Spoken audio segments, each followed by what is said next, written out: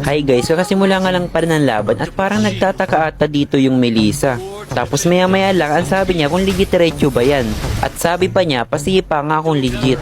Kaya tinanong ko siya dito kung gusto niya talaga matry. Tapos sagot naman niya, mahina ka naman ata. Ayos oy, barangan kita, gusto mo? Nagtataka ako guys kung bakit ba tinatrash talk ako nung Melissa. At nang pagdatingin ko sa IG niya, si Mimers pala to. Kaya napasabi na lang ako ng, uy, si Mimers ata yung kalaban, yung tumalo kay Cams. Sabi niya, oo, bakit? At sabi ko naman, hindi siya tatago sa akin. At saka nga pala guys, target siya sa akin, syempre matik yan. Kaya ang ginawa ko dito guys, dinalawan ko agad siya sa gold lane, mag-triple reroll pa sana ako. Ang kaso, nagkamali, pero mabibigyan ko pa rin siya dito guys, tapos tinipian ko siya dito. Tapos sabi niya, yun na yun, tikim ka lang boy. Lakasan mo naman, yan ba yung tumalo kay Cams? At dito guys, sinabangan ko talaga siya sa mga dinadaanan niya. At tingnan nyo kung paano ko kawawain tong Mimers na to. Sheesh, di mawawala yung TP boy. Tapos napachat siya dito, grabe puro abang. At wala raw ka ba, legit. At syempre guys, hindi pa tayo tapos dyan. Kaya dito guys, tinarget lock ko na naman siya hanggang sa umiyak. At syempre may TP yun. At sabi niya dito, wala bang bago? Ah, wala palang bago ah. Nakakatawa ka Mimers, huwag ka na mag-ML. By the way guys, kung gusto nyo nga pala ako makalaban sa 1v1, na ikapinik nyo lang tong video at kailangan nakapollow kayo sa akin. Salamat. Nagchat siya dito, mala Recho yun ha, manang-mana ka doon. Kaya ang sinagot ko dito, Recho to. At tinanong niya sa akin kung tapos na daw ako kasi siya daw naman. Tapos dito guys, nakita ko siya nag-clear sa mid. Ang kaso nga lang, nagkamali yung first skill ko, nasipa ko siya dito. Ang kaso nga lang, nakapag-ulti agad siya, kaya ako yung nabigyan niya. Grabe, nagkamali ako doon guys. Kaya napachat na lang ako dito, wow ha. Sabay sabi niya, kagat lang daw muna ha, kakatiyan mamaya. Tapos dito guys, tingnan niyo kung gaano siya kalupito. Inipit niya ako sa pader, hindi ako makagalaw, grabe yun.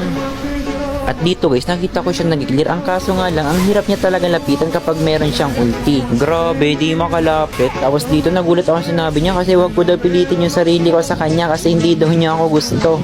Kaya wag ko daw siyang lapitan. Grabe naman tong Mimers na to. Wala naman ako sinasabi pero bakit ganyan yung sinasabi mo? At dito guys, naipit na naman niya ako. Kaya napasabi na lang ako dito na ang sakit mo naman Mimers. Sabay sabi niya hindi pa daw niya nalalabas yung tunay na lakas ni Mimers. Kaya tinanong ko kung malakas ba talaga yan. At dito guys, habang nag-red up ako, tingnan nyo, bigla na naman siyang lumabas. Hindi ko alam kung saan siya galing. Ano yun? Naka-cheat. Tapos tinipian niya ako dito guys. At dito naman, habang pinapanood yung mga kampi ko, nakabang na pala siya sa base ko. Grabe, palo.